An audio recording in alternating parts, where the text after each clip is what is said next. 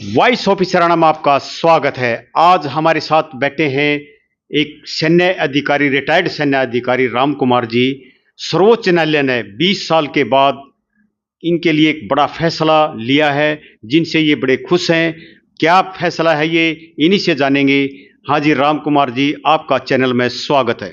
हाँ सर जी, नमस्कार। मैं 31 दिसंबर 2005 को भारतीय सेना से मेजर के पद से रिटायर्ड हुआ था और 16 दिसंबर 2004 को अजय विक्रमजीत सिंह कमेटी के डायरेक्शंस के मुताबिक हमें लेफ्टिनेंट कर्नल प्रमोट होना था, लेकिन किसी तकनीकी त्रुटि के कारण हमारा एक वर्ग रेजिमेंटल कमीशन ऑफिसर्स को रिटायर कर दिया गया और ये कमेटी का जो लाभ था वो अन्य अधिकारियों को मिला। लोग जब ये लाभ उनको नहीं मिला तो इनमें से एक अधिकारी कलकत्ता आर्मड फोर्सेस ट्रिब्यूनल के अंदर गया। उसके नाम थे मेजर रविंदर सिंह। जो एएफटी थी उसने ऑफिसर्स के हक में फैसला सुनाया। उसके फैसले को देखते हुए लखनऊ और दिल्ली के अंदर अन्य अधिकारियों ने भी वाद दाखिल किया और ये फैसला भी उनके हक में आया। लेकिन जो रक्षा मंत्रालय था उसने इस लाभ को देने की बजाय वो सुप्रीम कोर्ट के अंदर इस पर स्टे ले लिया। सुप्रीम कोर्ट ने 10 साल पश्चात इस पर सुनवाई की।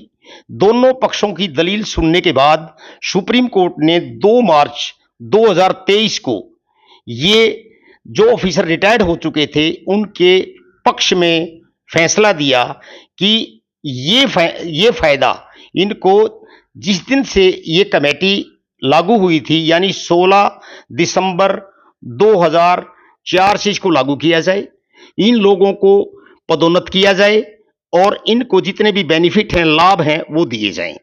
तो ये फैसला सर वैसे तो 2 मार्च 2023 को आ गया था, लेकिन इसको पूर्णतः लागू करने के लिए क्योंकि कुछ प्रोसीजर्स होते हैं, मैं एहसानमंद हूं रक्षा मंत्रालय का, भारत सरकार का और परमपिता परमेश्वर का, जिसने अभी ये 5 अक्टूबर को गजट नोटिफिकेशन जारी किया है।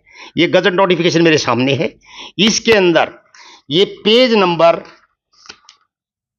1502 गजट नोटिफिकेशन ऑफ इंडिया जो वीकली प्रिंट होता है 5 अक्टूबर से 11 अक्टूबर के बीच का, इसमें सर ये मेरा नाम है Ram Kumar, core of EME.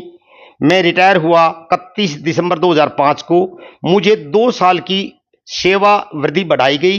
वो तारीख है 31 दिसंबर 2007 तक और मुझे जो लेफ्टिनेंट कर्नल का प्रमोशन दिया वो दिया 4 दिसंबर 2006 से।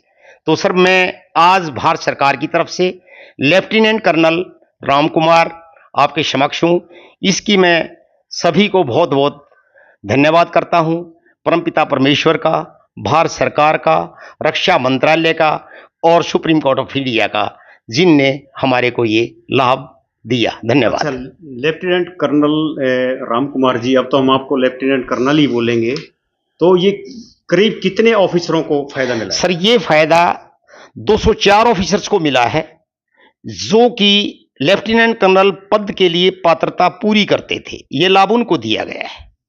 तो अब तो जैसे आप पहले मेजर से रिटायर हुए थे सर और अब लेफ्टिनेंट कर्नल, तो आप कैसा गर्व महसूस कर? सर मैं बहुत ज़्यादा गर्व महसूस कर रहा हूं।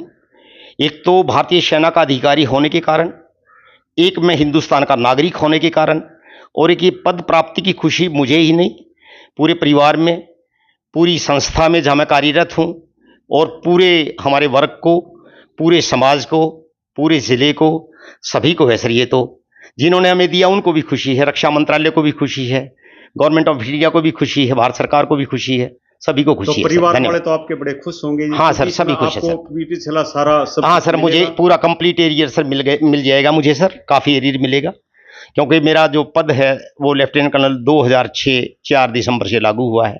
तो सारे वेतन भत्ते मुझे सब मिलेंगे सर। वो सर्वोच्च न्यायालय ने ऑलरेडी डायरेक्शंस दे चुकी है और प्रोसेस में वो जल्दी आ जाएगा सर। तो ये थे लेफ्टिनेंट कर्नल राम कुमार जी, जो 31 दिसंबर 2005 को मेजर से रिटायर हुए थे, लेकिन आज ये बड़ा गर्व महसूस कर रहे हैं। ये धन्यवाद कर रहे हैं सर्वोच्च न्यायालय का, भारत सरकार का, जिन्होंने इतने दिनों के बाद न्याय मिला।